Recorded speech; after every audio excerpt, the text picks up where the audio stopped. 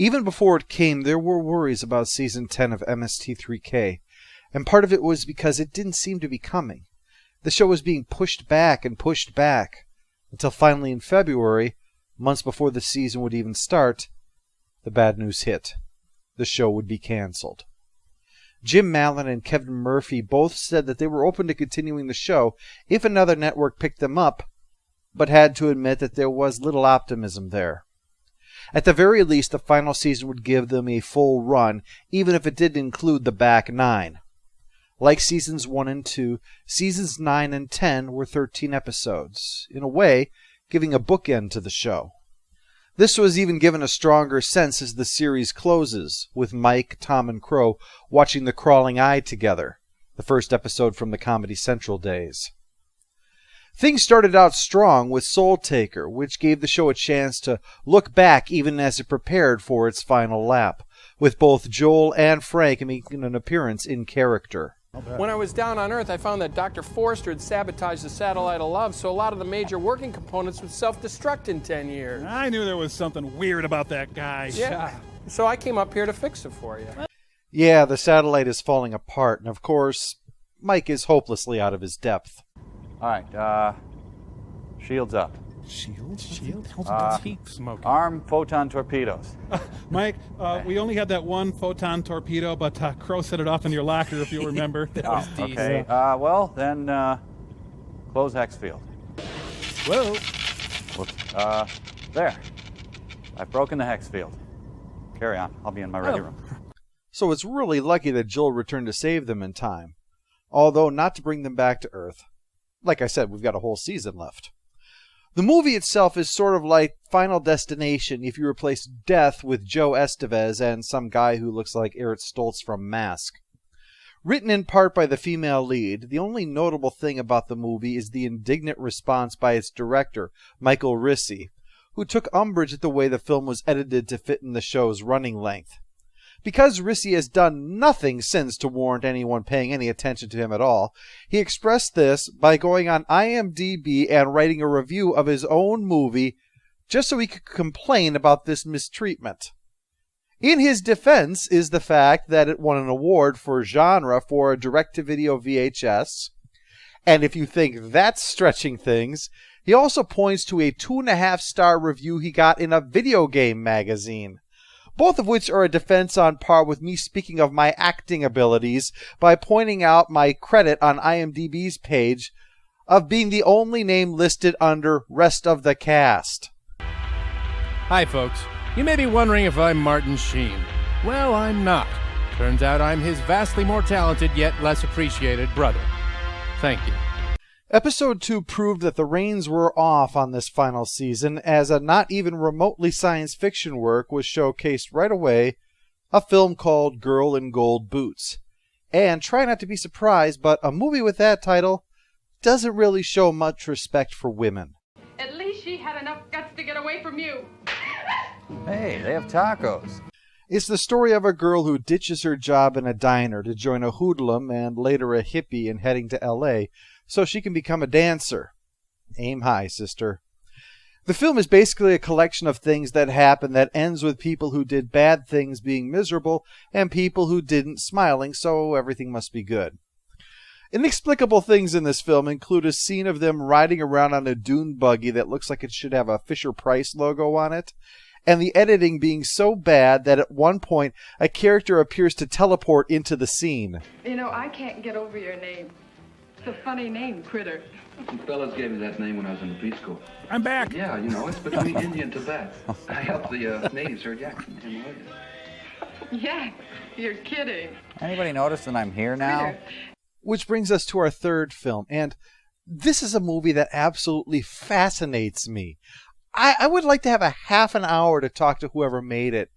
It's full of decisions that I wouldn't go so far as to say are stupid, but are definitely very hard to understand. I had to triple check because it looks like it's 2 episodes of a TV show that someone edited together to make a movie.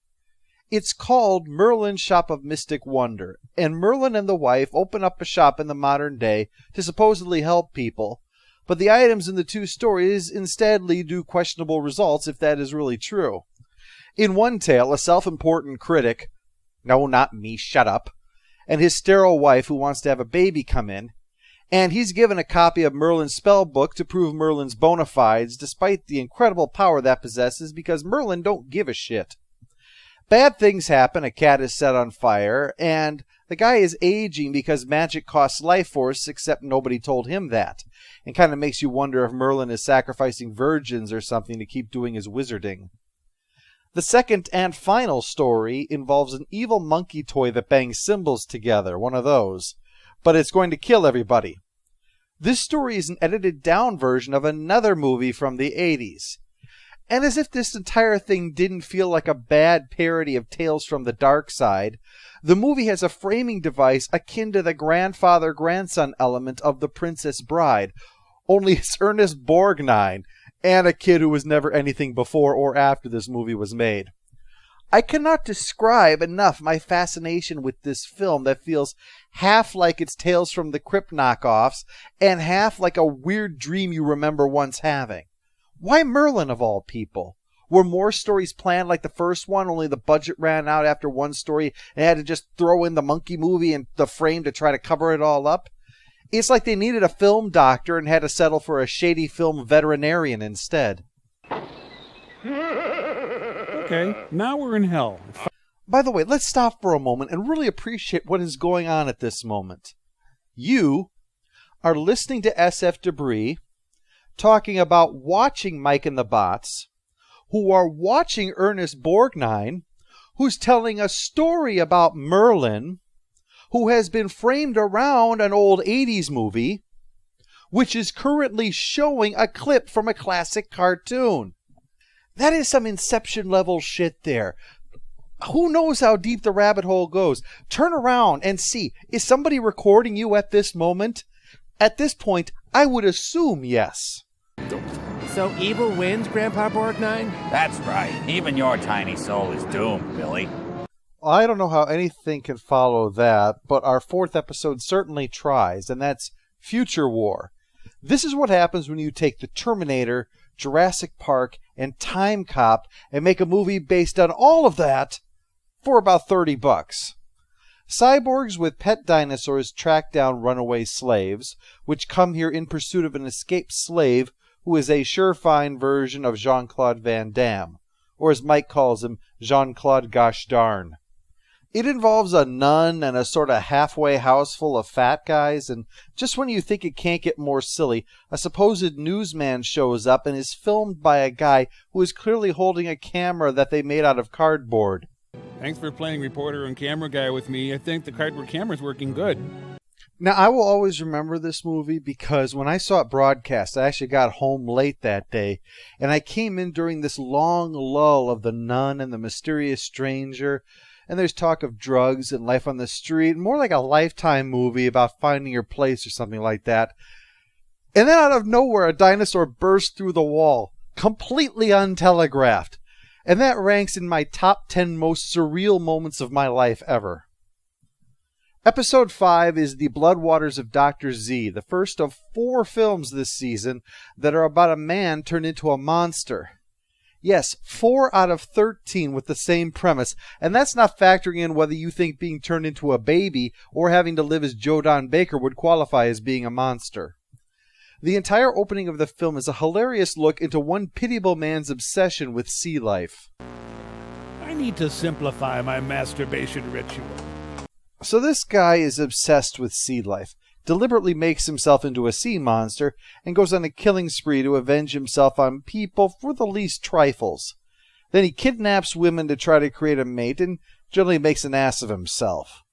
Also part of a theme this season of movies set in the South. But I told him you had all the answers, boy. Good thing my name is Edward Boy. Which is a perfect segue into our next episode, Boggy Creek 2.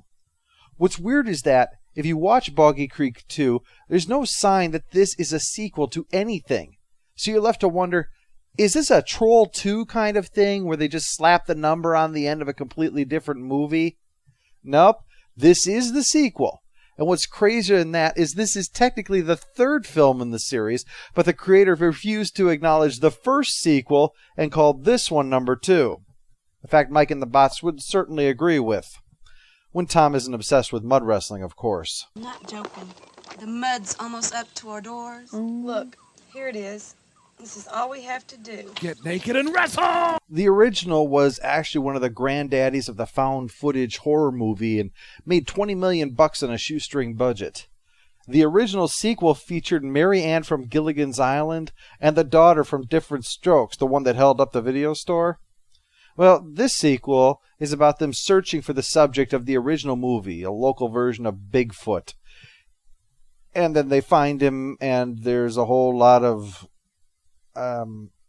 disappointment, really. There's a big squeal like a pig-looking guy in there, but nothing much happens with that, and then it's over.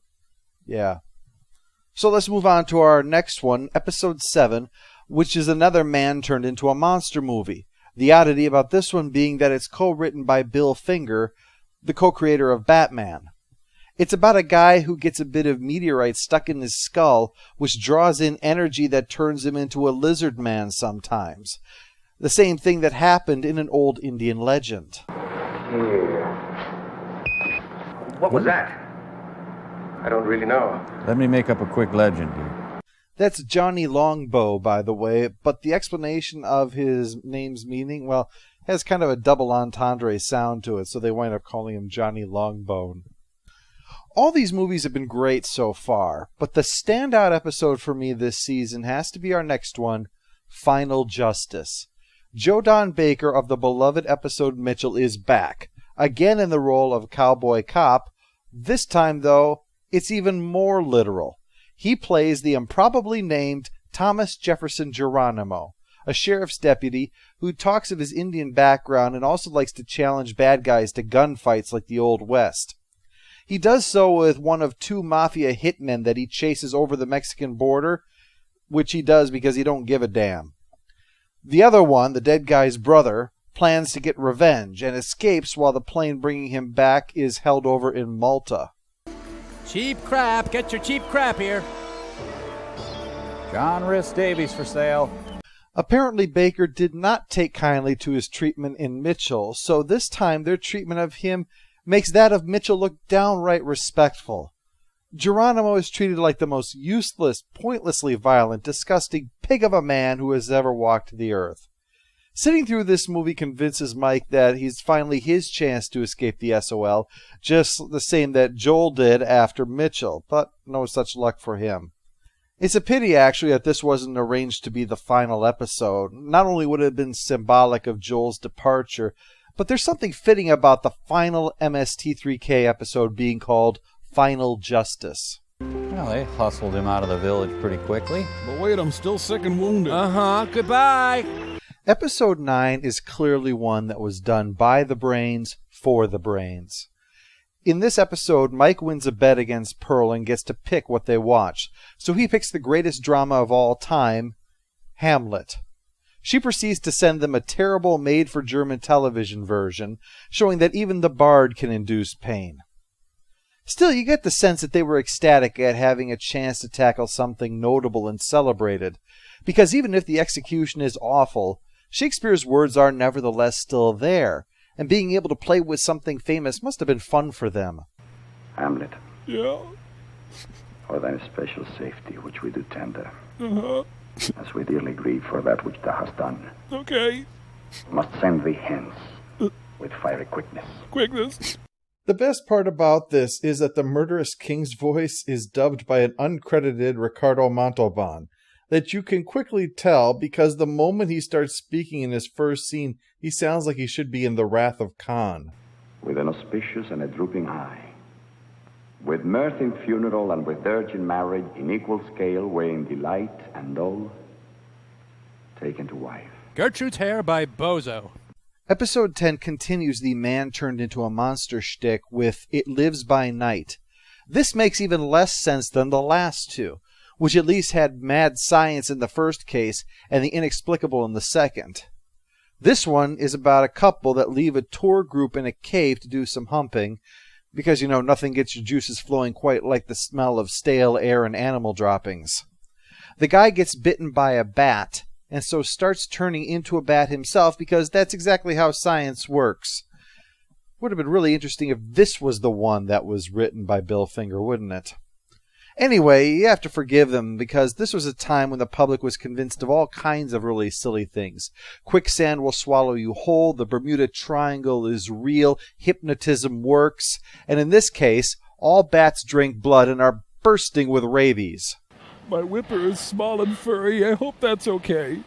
It doesn't even have the fig leaf excuse that's offered by episode 11, which is in a way hilarious because this one, The Horrors of Spider Island, is a collection of flimsy excuses to show scantily clad girls, yet this one is the more scientifically valid. A bunch of dancers are being flown out to Singapore from New York, even though this is not an American film, only for their plane to burst into flames and crash into the ocean. The dancers and the one guy in charge make it to shore and discover a shack with a guy caught in what was supposed to be a web, but never stops looking like just a bunch of rope. There is one giant spider on the island, though it's a more manageable one since it's about the size of a sofa cushion and it dies in the midst of its first attack. But it infects its victim, the one male on the island, so he's sort of a spider hybrid now. At least this island is supposed to be full of uranium, unlike the bat thing, but the film is mostly one guy's fantasy of women in peril with a bit of a horror movie afterthought to it. Man, I would love to be chased by these villagers. Yeah, that'd be great. Surrounded, beaten, and burnt. And... No, that's not what I meant. Oh, well, that's just my thing, I guess. Episode 12 includes the only short for this season and the final one of this era. And appropriately, it's A Case of Spring Fever. Because this has been a short on the minds of the brains since at least season 3, but it never found its way into the show. So in the penultimate outing, it finally arrives. The first half of that short is about a dope who has to fix a couch and bitches about springs. So a demonic spirit named Coily shows up and removes all springs from existence. No springs! I love Coily. So one clod says one thing and the whole world pays? Needless to say, it's about how everything around us is filled with springs. No springs! Where does Coily fit into God's plan for us? Anyway, after being told about 1 billion times, no springs, he realizes the error of his ways, and with the restoration, he is the St. Paul of springs now, spreading word about them to all of his golf buddies to the point that they are visibly annoyed with him. A fact that seems to undermine the message that springs are so important. Anyway, the main feature is Squirm, a film that inexplicably was of interest to Kim Basinger, Sylvester Stallone, and Martin Sheen. Yet it's the story of out-of-control worms. Worms are driven from the ground by the hundreds of thousands thanks to a downed power line and begin to devour people whole in some kind of piranha-like method. Bye-bye! So long. Ooh, there's a lot of Elton John in that face. The power line, by the way, doesn't explain why all of the worms made their escape from the guy's truck. The fact that the worms made an escape from the guy's truck, though, is hard enough to grasp. Anyway, this is yet another film that shows its deep respect for the South, particularly by making the hero of the film be the guy from New York City, and having everyone else act like they spend their free time sexually abusing farm animals. Squirm is not scary, but it is definitely unpleasant. Look, no springs! Which brings us to the end. There had been a theme throughout the season of Pearl supposedly trying to get the approval of the Order of Mad Scientists in order to take over the world.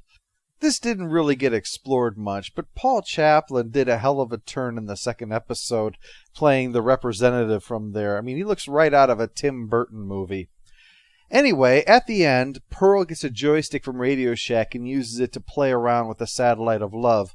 But when it breaks, it sets the SOL to automatically return to Earth. With that being the end of their mad science stuff, those in the castle will be splitting up. Boba will take a job at a zoo, Pearl will be dictator of Qatar, and Brain Guy an omnipotent posting on an alien planet. As for Mike, Tom, and Crow, they will eventually live together in a home in Wisconsin, while Gypsy goes off to make millions in the tech world. Happy endings all around. Except until recently, you couldn't watch this. Diabolic, or Diabolic, it is pronounced both ways, is based on a comic book in Italy. So I guess that there are complicated rights related to releasing this finale on DVD. But finally, in their last new one, they managed to get the rights to that one, and so it's on there. Anyway, the film is horrifying to those outside of Italy because the comic is famous there, so it's understood who Diabolic is and what he does, which is perform huge complicated heists just because. He has a cavernous lair filled with a cross between a 70s-era motel and a gerbil habitat. It also kind of reminds me of the game Kerplunk that I had when I was a kid. It seems pretty clear that people are dying because of this guy, and yet for some reason he's still presented as a dashing and lovable man, like Robin Hood, except if he casually murdered people and then kept all the loot so that he could put it in a pile and hump Maid Marian on top of it. Oh, more innocent people killed because of Diabolic's whims. Wonderful. How appropriate that the hero here is also the villain from Space Mutiny. The final season had a sense to it that the end was nigh, but that didn't interfere with the fun that permeated the show. Final Justice, as I said, really stood out, though. It could have just been the nostalgia for the classic ragging on Joe Don Baker, though. Or he'll steal your lunch. Your lunch. 'Cause he's got the runs. Oh, your lunch. But the show did seem to know what was coming and simply accepted it as the inevitable, not getting wrapped up in itself or the fact that the long-running Defiant program was drawing its final curtain. As I discussed elsewhere, its legacy was the impact that it had on the internet creators that followed, who carried on doing what the show was meant to, cracking wise, having fun, and refusing to deny that the emperor has no clothes. It taught an up-and-coming generation to be critical while never being afraid to point that eye at yourself, that mockery can be a sincere form of love, and that all you need to entertain is a camera and some brains. Look, Nelson, move on. I am.